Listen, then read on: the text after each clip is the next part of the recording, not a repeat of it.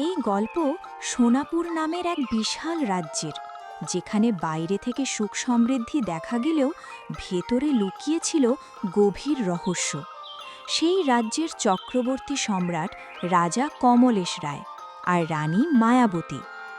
একদিন রানী মায়াবতীর দুই কন্যা হল। বড় মেয়ে রাজকুমারী চন্দ্রাবতী আর ছোট মেয়ে রাজকুমারী চন্দ্রলেখা।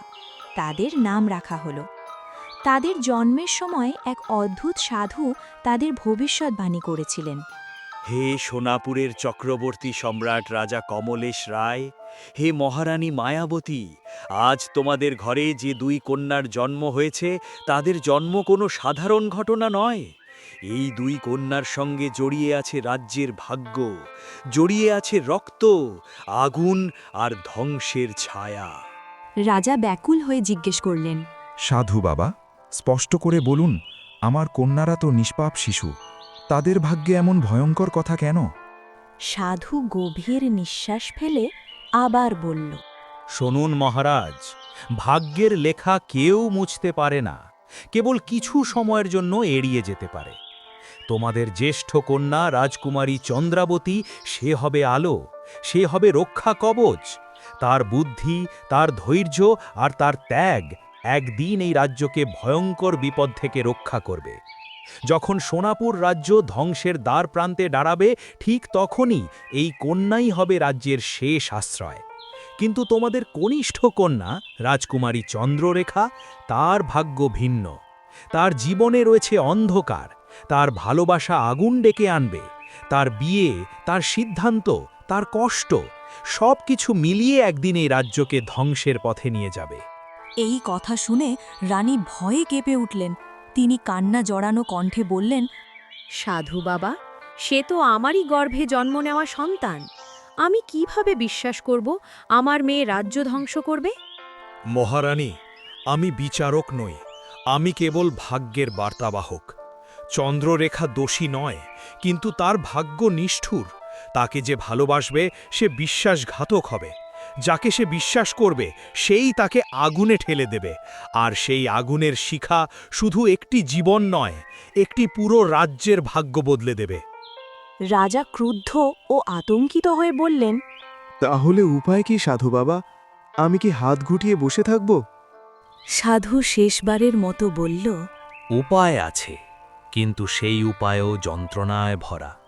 যদি কনিষ্ঠ কন্যাকে রাজ্যের আলো থেকে দূরে রাখা যায়, যদি তাকে ভালোবাসা থেকে বঞ্চিত করা যায়, তাহলে হয়তো ভবিষ্যৎ কিছুদিনের জন্য থেমে থাকবে। কিন্তু মনে রাখবেন মহারাজ, ভাগ্যকে যত বেশি শিকলে বাঁধবেন, সে তত ভয়ঙ্করভাবে মুক্তি চাইবে। এটা বলে সাধু বাবা সেখান থেকে চলে যায়।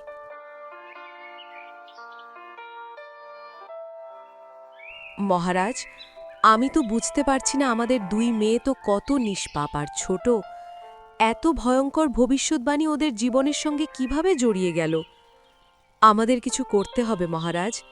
আমাদের কিছু করতেই হবে। আমরা কাউকে কিছু বলবো না, আর ছোট মেয়েটিকে রাজপ্রাসাদ থেকে দূরে এক কারাগারে রাখব, যাতে ভবিষ্যৎবাণী সত্যি না হয়। কিন্তু আমার নিষ্পাপ মেয়ে কিভাবে কারাগারে থাকবে?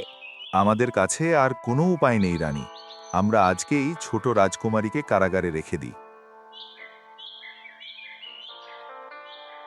এভাবেই সময় গড়িয়ে যায়, আর দেখতে দেখতে 17 বছর কেটে যায়।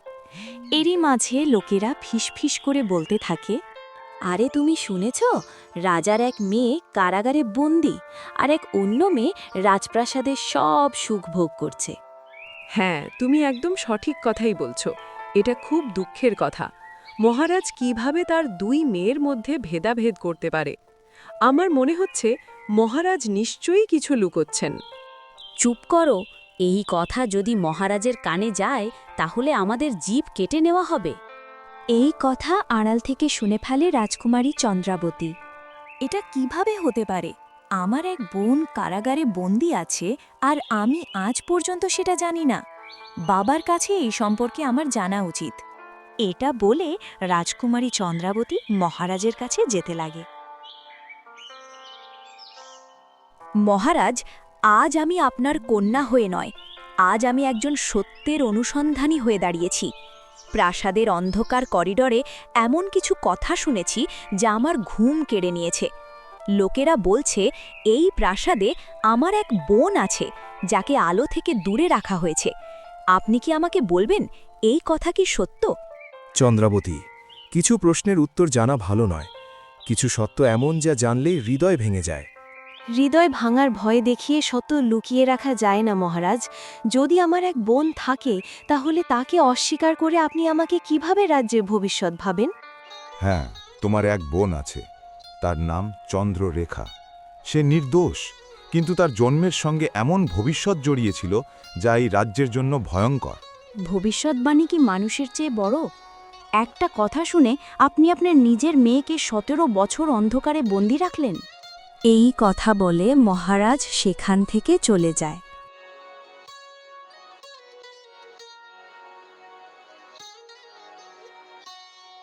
আর এইদিকে কারাগারে বন্দি থাকা রাজকুমারী বলতে লাগল, দিদি, আজ কি দিন নাকি রাত? আমি তো বুঝতেই পারি না। আমার শরীরটা ভারী হয়ে আসছে, মনে হচ্ছে আমি এখানেই মরে যাব। রাজকুমারী, আজ পূর্ণিমা, বাইরে আকাশে চাঁদ উঠেছে, কিন্তু আপনার কপালে চাঁদের আলো নেই। আমি কি এতটাই খারাপ? আমার জন্মটাই কি অপরাধ ছিল? আমি তো কখনো কারো ক্ষতি করিনি। আপনি দোষী নন রাজকুমারী, আপনার দোষ শুধু একটাই, আপনি সেই ভবিষ্যৎবাণীর শিকার। আমরা সবাই জানি আপনার সঙ্গে অন্যায় হয়েছে, কিন্তু আমাদের মুখ বন্ধ। ১৭ বছর আমি সূর্য দেখিনি। আমি কি মানুষ নই?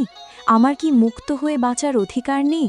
যদি কোনোদিন আমি মুক্ত হই, আমি কাউকে ঘৃণা করব না। আমি শুধু আলো দেখতে চাই। ঠিক আছে রাজকুমারী, এখন আমি যাই। এখানে বেশিক্ষণ থাকলে হয়তো আমার বিপদ হতে পারে। এটা বলে দাসী সেখান থেকে চলে যায়।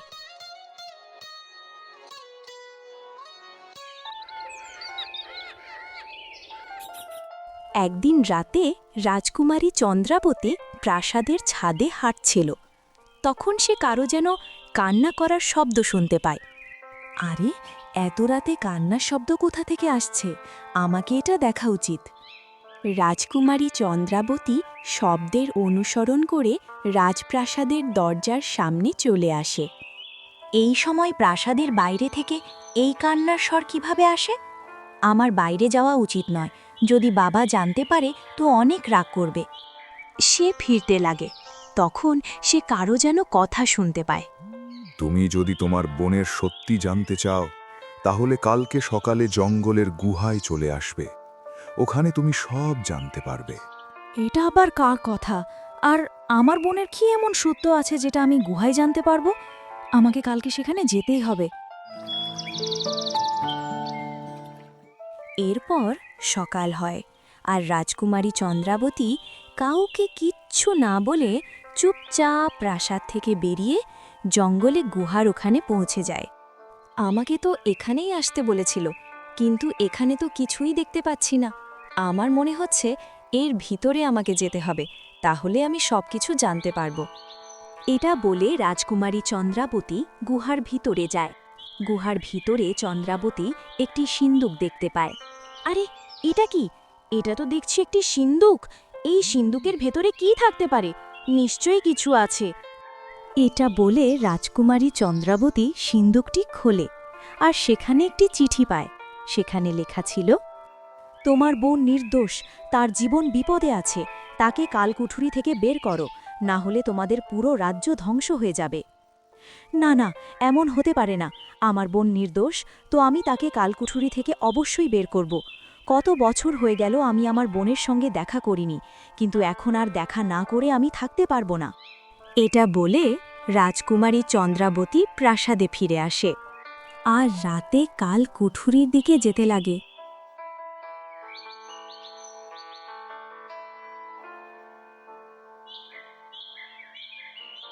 রাজকুমারী, আপনি এই দিকে কেন যাচ্ছেন? মহারাজ আপনাকে এই দিকে আসতে বারণ করেছে। আজকে আমি আমার বোনের সঙ্গে দেখা করব, আর এই কথা তুমি মহারাজকে বলবে না, বুঝে গেছো না? এবার যাও এখান থেকে। এটা শুনে দাসী কিছুই বলে না, আর চুপচাপ সেখান থেকে চলে যায়।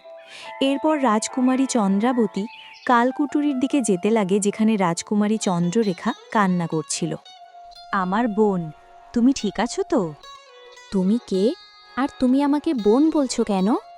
আমি তোমার বড় বোন চন্দ্রাবতী। অনেক বছর পর আজ এই প্রথমবার তোমাকে দেখছি। বিশ্বাস করো, এই মুহূর্তটার জন্য আমি কত দিন অপেক্ষা করেছি। আমার মনে হচ্ছে তুমি নিশ্চয়ই কিছু করনি, আর তবুও বাবা তোমাকে এই কালকুঠুরিতে বন্দি করে রেখেছেন। আজ আমি সব সত্য জানতে পেরেছি। তুমি নির্দোষ চন্দ্রলেখা, তোমাকে ফাঁসানো হয়েছে, আর আমি থাকতে তোমার সঙ্গে অন্যায় হতে দেব না। আমি তোমাকে এখান থেকে বের করব। তুমি কি সত্যি বলছো দিদি? কিন্তু এতদিন তুমি আমাকে একবারও দেখতে আসোনি কেন? আমাকে ক্ষমা করে দাও, কিন্তু এখন তোমাকে বাইরে বের করা থেকে কেউ আমাকে আটকাতে পারবে না। এটা বলে রাজকুমারী চন্দ্রাবতী চন্দ্ররেখাকে কারাগার থেকে বের করে দেয়। আজকে কারাগার থেকে বের হয়ে অনেক ভালো লাগছে দিদি। তোমাকে অনেক অনেক ধন্যবাদ দিদি। তুমি আমাকে কালকুঠরি থেকে বের করে দিলে। আমি বাইরের দুনিয়া দেখতে চাই। এখন চলো, তুমি পুরো মহল ঘুরবে আর আবার এই কালকুঠুরিতে চলে আসবে। এখন থেকে আমি প্রতিদিন তোমাকে ঘোরার জন্য কারাগার খুলে দেব। যতদিন না পর্যন্ত বাবাকে সব কিছু বোঝাতে পারছি তোমাকে সব সময়ের জন্য বাইরে আনতে, ততদিন তুমি কালকুঠুরিতেই থাকবে, ঠিক আছে? এরপর তারা পুরো রাজপ্রাসাদ ঘুরতে থাকে, যেটা দেখে রাজকুমারী চন্দ্ররেখা অনেক খুশি হয়ে যায়। রাজকুমারী চন্দ্ররেখা, এখন তোমাকে আবার সেই কালকুঠুরিতে ফিরতে হবে। সকাল হয়ে আসছে। ঠিক আছে দিদি, আমি চলে যাচ্ছি। এরপর রাজকুমারী চন্দ্রাবতী তার ঘরের দিকে যেতে লাগে, আর রাজকুমারী চন্দ্ররেখা কালকুঠুরির দিকে যেতে লাগে। পরের দিন সকালে একজন সৈনিক দৌড়ে মহারাজের কাছে আসে আর এসে বলে, মহারাজ, মহারাজ, রাজকুমারী চন্দ্ররেখা কালকুঠুরিতে নেই। ও ও পালিয়ে গেছে মহারাজ, ও পালিয়ে গেছে। এটা কেমন করে হতে পারে? তোমরা কি করছিলে? তোমরা থাকতে ও কেমন করে পালাতে পারে? আমার মেয়ে কোথায় যেতে পারে? তোমরা তাকে খোঁজো। আমার মেয়ের যেন কোনো কিছু না হয়।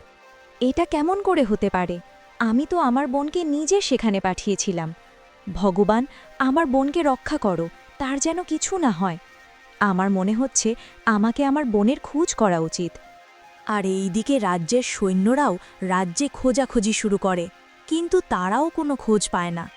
আর এইদিকে চন্দ্ররেখা পালাতে পালাতে একজন বুড়ি মানুষের ঘরে পৌঁছে যায়।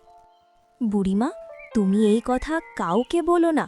আমার রাজপ্রাসাদে যাবার কোনো ইচ্ছে নেই। আমি আর কখনো রাজপ্রাসাদে যাব না।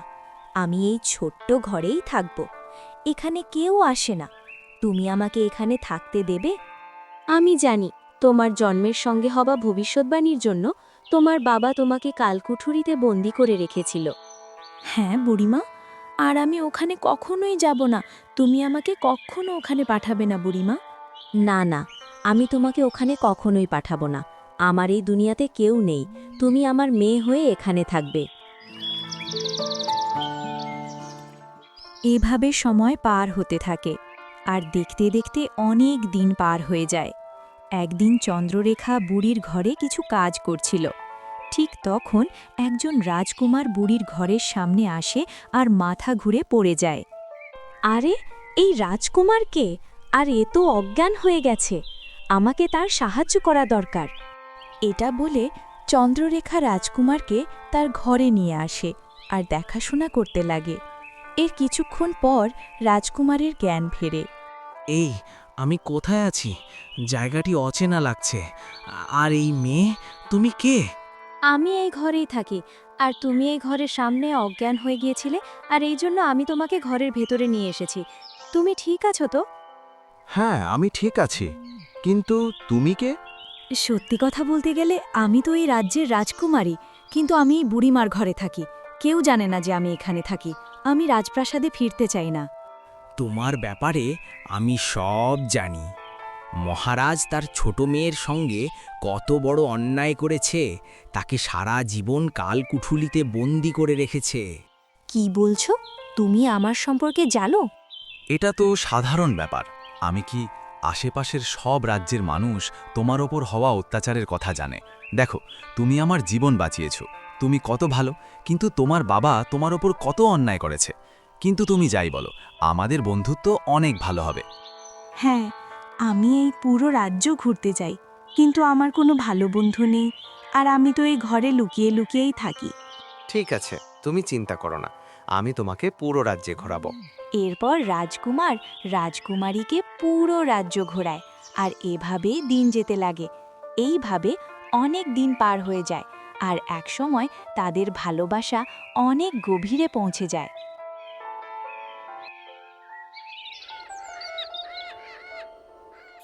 আর এভাবেই একদিন রাজকুমার শান্ত বুড়ির ঘরে আসে। রাজকুমার, আপনি এ সময় এখানে কি করছেন? আমি রাজকুমারী চন্দ্ররেখার সঙ্গে দেখা করতে এসেছি, আর আমি তাকে বিয়ে করতে চাই। তুমি কি সত্য বলছো রাজকুমার? তুমি আমাকে বিয়ে করতে চাও? আমিও তোমার সঙ্গে অনেক সময় পার করেছি, তা আমিও তোমাকে অনেক ভালোবাসি, আর আমি তোমাকে বিয়ে করার জন্য তৈরি আছি। না না রাজকুমারী, তুমি এ বিয়ে করো না। যখন তোমার জন্ম হয়েছিল তখন ভবিষ্যৎবাণীতে এটাই বলা হয়েছিল, যখন তোমার বিয়ে হবে তখন এই পুরো রাজ্য ধ্বংস হয়ে যাবে। তুমি এমন করো না, আমি তোমার ভালো চাই। ঠিক আছে বুড়িমা, আমি তোমার ঘরে থাকি তো, আমি তোমার মন ভাঙতে চাই না। রাজকুমার, আমি বিয়ে করতে পারবো না। চন্দ্ররেখা, আমি তোমাকে অনেক ভালোবাসি, আর আমি তোমাকে বিয়ে করতে চাই। কালকে আমি জঙ্গলের একপাশে বিয়ের সব আয়োজন করে বসে থাকব। তুমি যদি সেখানে আসো তাহলে বুঝবো তুমি আমাকে ভালোবাসো, আর যদি তুমি না আসো তাহলে আমি বুঝে নেব তুমি আমাকে ভালোবাসো না। এটা বলে রাজকুমার শান্ত সেখান থেকে চলে যায়। ওই দিন পার হয়ে যায়। আর পরের দিন রাজকুমারী ঘুম থেকে উঠে বলে, না, যাই হয়ে যাক, আমি এই বিয়ে করবই, কেননা ওই রকম রাজকুমার আমি আর কোথাও পাবো না, কারণ ওই সেই প্রথম মানুষ যে আমার বিপদে পাশে থেকেছে। এটা বলে চন্দ্ররেখা চুপ্পি সারে ঘর থেকে বেরিয়ে যায়, আর জঙ্গলে পৌঁছে যায়, যেখানে বিয়ে হওয়ার জন্য সব কিছু তৈরি করা ছিল। হাহা, তুমি চলে এসেছো। আমি তোমার জন্য কখন থেকে অপেক্ষা করছি। আমার মনে হয়েছিল তুমি আসবে না। না, আমি তোমাকে সত্যিকারের ভালোবাসি, আর আমি তোমাকে কখনোই ছাড়তে পারবো না। ঠিক আছে, তো এখন চলো আমরা বিয়ে করি। তারপর দুজনের বিয়ের আচার শুরু হতে হঠাৎ আকাশে কালো মেঘ ঢেকে যায়, আর যজ্ঞের আগুন ভয়ঙ্কর রূপ নিতে থাকে। কি হচ্ছে? হঠাৎ এত অন্ধকার কেন? এটা কি তবে সত্যি? সবাই যা বলছিল সেটাই কি সত্যি হতে চলেছে? না, এটা সত্যি হতে পারে না।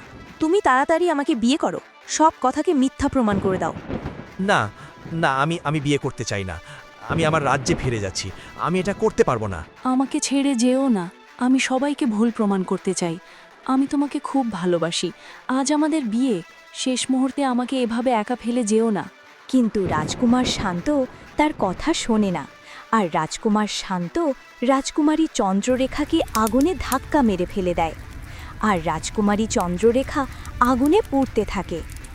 এরপর রাজকুমার শান্ত এক অদ্ভুত হাসি হেসে সেখান থেকে পালিয়ে যায়, আর এইদিকে বুড়িমা চন্দ্ররেখাকে সব দিকে খুঁজতে লাগেন, কিন্তু তাকে খুঁজে না পেয়ে হতাশ হয়ে বুড়িমা রাজপ্রাসাদে যায়। মহারাজ, আপনি আমাকে ক্ষমা করে দিন, আমি আপনার রাজ্যেই থাকি। আপনার মেয়ে রাজকুমারী চন্দ্ররেখা পালিয়ে গিয়ে আমার বাড়িতে থাকছিল, কিন্তু এখন তার খোঁজ নেই। জানি না সে কোথায় চলে গেছে। সে হারিয়ে গেছে। আমি তাকে সব জায়গায় খুঁজেছি, কিন্তু তাকে কোথাও খুঁজে পাইনি। এটা তুমি কি বলছো? আমার মেয়ে তোমার কাছে আছে, আর তুমি এতদিনে আমাকে কিছুই বলনি? এর ফল তোমাকে পেতে হবে। মহারাজ, আমাকে যা শাস্তি দেওয়ার আমাকে দিন, কিন্তু এই সময় রাজকুমারী চন্দ্ররেখাকে বাঁচানো অনেক জরুরি। সে পাশের রাজ্যের রাজকুমার শান্তকে ভালোবাসত, আর আমি তাকে বিয়ে করতে মানা করেছি, কিন্তু সে হয়তো বিয়ে করার জন্য জোর করে চুপি চুপি সে আমার ঘর থেকে বেরিয়ে গেছে। এটা তুমি কি বলছো? ও বিয়ে করতে পারবে না। তুমি কি ভুলে গেছো ভবিষ্যৎবাণী? আমাকে ক্ষমা করে দিন মহারাজ, আর আমি তাই তো এই জন্যই তাকে বারণ করেছিলাম, কিন্তু সে আমার কথা শুনল না, আর সে বিয়ে করতে চলে গেল। জঙ্গল এত বড় যে আমি তাকে একা খুঁজে বের করতে পারবো না, আর তাই আপনাদের সাহায্য চাই মহারাজ। হ্যাঁ, ঠিক আছে। চলো আমরা সবাই মিলে তাকে খুঁজব। এতদিন যাকে যে বিপদের থেকে বাঁচিয়ে রেখেছিলাম সে সেই দিকেই যাচ্ছে। এরপর তারা সবাই জঙ্গলের উদ্দেশ্যে রওনা হয় রাজকুমারী চন্দ্ররেখাকে খোঁজার জন্য। এর কিছুক্ষণ পর তারা সবাই রাজকুমারী চন্দ্ররেখার ওখানে পৌঁছে যায়, যে আগুনে পুড়ে ছাই হয়ে যাচ্ছিল। সৈন্যরা, তোমরা দাঁড়িয়ে দাঁড়িয়ে কি দেখছো? রাজকুমারীকে বাঁচাও। এরপর সৈন্যরা রাজকুমারীকে বাঁচানোর চেষ্টা করে, কিন্তু বাঁচাতে পারে না, আর রাজকুমারী চন্দ্ররেখা আগুনে পুড়ে ছাই হয়ে যায়। মহারাজ, আমরা আসতে অনেক দেরি করে ফেলেছি, যার কারণে রাজকুমারীকে আমরা বাঁচাতে পারলাম না। এটা শুনে মহারাজ অনেক রেগে যায় আর বলে, ওই পাশের রাজ্যের রাজকুমার শান্তর এত বড় সাহস, সেই আমার মেয়েকে মেরে ফেলল। এর শাস্তি তাকে অবশ্যই পেতে হবে। সৈন্যরা, তোমরা যাও, সেই রাজ্যের রাজা রাজকুমারকে রাজসভায় নিয়ে এসো। যদি না আসতে চায় তাহলে বড় যুদ্ধের জন্য প্রস্তুত যেন হয়ে যায়। এটা বলার পর সৈনিকরা পাশের রাজ্যে যায় আর গিয়ে ঘটনাগুলো বলে, আর তারা সৈনিকদের সঙ্গে রাজা কমলেশ রায়ের রাজসভায় নাসে। মহারাজ, এ কেমন মজা হচ্ছে? কেন আপনি আমাদের এইভাবে ডেকে আনলেন? কি হচ্ছে আমি তো বুঝতে পারছি না। এখন তো বুঝতে পারবে না? তোমার ছেলে আমার মেয়েকে মেরে ফেলেছে। আগে তাকে ভালোবাসার ফাঁদে ফেলে তারপর তাকে বিয়ে করার অজুহাতে জঙ্গলে নিয়ে যায় আর তাকে আগুনে ফেলে দেয়। এই পাপী রাজকুমার, বলো তুমি এটা কেন করলে? তোমার কি ক্ষতি করেছিল আমার মেয়ে? এই আপনি কি বলছেন মহারাজ? আমি তো কিছুই বুঝতে পারছি না। আমি কিভাবে আপনার মেয়েকে প্রেমের জালে ভাসাতে পারি? আমি তো কালকেই আমার রাজ্যে ফিরেছি গুরুকুল থেকে শিক্ষা অর্জন করে, আর আমি জীবনের এই প্রথমবার এই রাজ্যে আসলাম। তো কিভাবে আমি আপনার মেয়েকে মেরে ফেলতে পারি মহারাজ? আচ্ছা, এখন বাঁচার জন্য মিথ্যে কথা বলছো, কিন্তু আমি তোমাকে বাঁচতে দেব না। আমি হলাম চক্রবর্তী সম্রাট রাজা কমলেশ রায়। তোমাদের এমন সাজা দেব যেটা দশকের পর দশক মানুষ মনে করলে তাদের গায়ের লোম দাঁড়িয়ে যাবে। তো শাস্তি পাওয়ার জন্য তৈরি হয়ে যাও পাপী। রাজা তাদের শাস্তি দেওয়ার ঘোষণা করতে যাচ্ছিল কি, ঠিক তখন একজন গুপ্তচর দৌড়ে আসে। মহারাজ, মহারাজ, মহারাজ দাঁড়ান, মহারাজ দাঁড়ান। কি হয়েছে? তুমি এভাবে দৌড়ে আসছো কেন? মহারাজ, মহারাজ, আমি কিছুক্ষণ আগে একটি খবর পেয়েছি যে রাজকুমার রাজকুমারীকে আগুনে ফেলে দিয়েছিল, সে এই রাজকুমার নয়। সে তো ছিল আমাদের রাজপুরোহিত শ্যামল, যে করিমগঞ্জ রাজকুমারের ছদ্মবেশ ধারণ করেছিল আর রাজকুমারীকে প্রেমের জালে ফাঁসিয়ে আগুনে ফেলে মেরে ফেলেছে। আর এই কথা আমি জঙ্গলে জানতে পারি, একটি গুহার সামনে। আমি ওই দিকেই যাচ্ছিলাম, তখন তার কথা শুনতে পারি। আমি সেখানে গিয়ে দেখি সে তো ছিল আমাদের রাজপুরোহিত শ্যামল। সে জোরে জোরে হাসছিল আর বলছিল, আমার স্বপ্ন একটু একটু করে পূরণ হচ্ছে, আর এইভাবেই আমি পুরো রাজ্য ধ্বংস করে দেব। মহারাজ কমলেশ রায়, তোমার রাজ্যকে আমি শেষ করে দেব। আর মহারাজ, সে এটাও বলছিল আপনার ছোট মেয়ে রাজকুমারী চন্দ্ররেখার ভবিষ্যৎবাণী সেই করেছিল, যেটা ছিল মিথ্যে। সে সাধুর ছদ্মবেশ নিয়ে এসে আপনাকে ভুল বুঝিয়েছে মহারাজ, আর আপনাকে তিলে তিলে কষ্ট দিয়েছে। কি শ্যামল? আমি তো তাকে 28 বছর আগে তাকে ক্ষমার অযোগ্য অপরাধের জন্য রাজ্য থেকে বের করে দিয়েছিলাম। আর এটা ভাবার বিষয়, সে এত শক্তিশালী বিদ্যা কিভাবে অর্জন করল? সেটা তো আমিও বুঝতে পারছি না মহারাজ। সেটা বোঝা যাবে তখনই যখন সে এখানে আসবে। যাও, গিয়ে তাকে বন্দি করে এখানে নিয়ে এসো। সৈন্য সামন্ত একটু বেশি নিয়ে যেও, হয়তো সে আগের চেয়ে অনেক শক্তিশালী হয়ে গিয়েছে। এটা বলে গুপ্তচর সৈন্যদের নিয়ে রাজপুরোহিত শ্যামলকে বন্দি করতে জঙ্গলে চলে যায়। মহারাজ কমলেশ রায়, আপনি তো অপরাধীকে পেয়ে গেলেন, কিন্তু আমরা অনেক অপমানিত হলাম। যাই হোক, ওগুলো এখন বাদ দিন। যেহেতু আপনি চক্রবর্তী সম্রাট, তাই আপনি অপমান আমাদের করতেই পারেন। এখন আমাদের রাজ্যে ফিরে যাওয়ার জন্য অনুমতি দিন। না, এভাবে বলবেন না করিমগঞ্জের রাজা। আমি অনেক লজ্জিত, আমাদের ক্ষমা করুন। আর আপনি যাতে অপমানিত না হন তাই আমি একটি সিদ্ধান্ত নিয়েছি। আপনার ছেলের সঙ্গে আমার বড় মেয়ে চন্দ্রাবতীর বিয়ে দিতে চাই। আপনি কি রাজি হবেন? এ আপনি কি বলছেন মহারাজ? এটা তো আমাদের পরম সৌভাগ্য। ঠিক আছে, করিমগঞ্জের রাজা তাহলে ওই কোথায় রইল? আর এদিকে সৈন্যরা রাজপুরোহিতকে রাজসভায় নিয়ে আসে। রাজপুরোহিত, তোমাকে আমি কত ভালোবাসতাম, আর সেই তুমিই আমার রাজ্যকে ধ্বংস করতে চাইছিলে। বলো, তুমি এটা কেন করলে? যা করেছি বেশ করেছি, কেন করব না? আমি ছিলাম রাজপুরোহিত, কিন্তু তবু তুমি আমাকে রাজ্য থেকে বের করে দিলে। আমি তো শুধু একটি সামান্য অপরাধ করেছিলাম, আর তাই আমি ঠিক করে নিয়েছিলাম তোমার রাজ্য আমি ধ্বংস করে দেব। এরপর আমি জঙ্গলে গিয়ে তন্ত্র সাধনা করতে থাকি, আর এক সময় আমি মানুষের রূপ ধারণ করার শক্তি অর্জন করি। এরপর শুনতে পাই তোমার 2টো কন্যা হয়েছে। তখন আমি সাধুর ছদ্মবেশ নিয়ে এসে তোমার মেয়েদের মিথ্যে ভবিষ্যৎবাণী করেছিলাম, আর আমি করিমগঞ্জ রাজ্যের রাজকুমারের ছদ্মবেশ ধারণ করে রাজকুমারীকে প্রেমের জালে ভাসিয়েছিলাম, আর বিয়ে করার জন্য জঙ্গলে ডাকি। সুযোগ বুঝে আমি তাকে আগুনে ফেলে দিই, আর সে আগুনে পুড়ে মারা যায়। আর আমি একদিন রাতে রাজকুমারী চন্দ্রাবতীকে গুহায় ডাকি, আর সেই চিঠিটা দিই। আমার প্রতিশোধ আস্তে আস্তে করে পূরণ হচ্ছিল, কিন্তু জানি না কিভাবে আমি ধরা পড়ে গেলাম। তুমি ওটাকে সামান্য অপরাধ বলছো? তুমি যা করেছিলে তা ছিল অযোগ্য ক্ষমা, কিন্তু আমি তোমাকে মৃত্যুদণ্ড না দিয়ে ক্ষমা করে দিয়েছিলাম তোমাকে ভালোবাসি বলি। এটা আমার ভুল ছিল, তোমাকে মৃত্যুদণ্ড না দিয়ে রাজ্য থেকে বের করে দিয়েছিলাম। কিন্তু এরপর তুমি যা করেছো, এটার পর তোমাকে বাঁচিয়ে রাখা উচিত হবে না। তুমি পুরোহিতদের নাম কলঙ্কিত করেছ, তুমি মানুষরূপী রাক্ষস। তুমি নিজের প্রতিশোধ পূরণ করার জন্য এত নোংরা খেলা খেললে। তুমি ফুলের মতন একটি মেয়ের জীবন নষ্ট করে দিয়েছ, আর তাই তোমাকে আমি মৃত্যুদণ্ড দিলাম। তোমার মৃত্যুদণ্ড এমন হবে যেটা দেখে মানুষ আর কখনো এরকম অপরাধ করার কথা ভাববে না। নিয়ে যাও এই রাক্ষসকে আমার চোখের সামনে থেকে।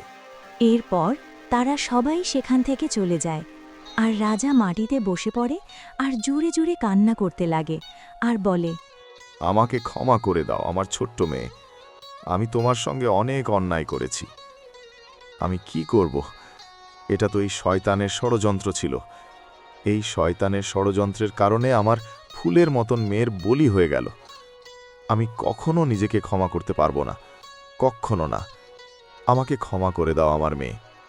মহারাজ, এখন আমরা কি করব?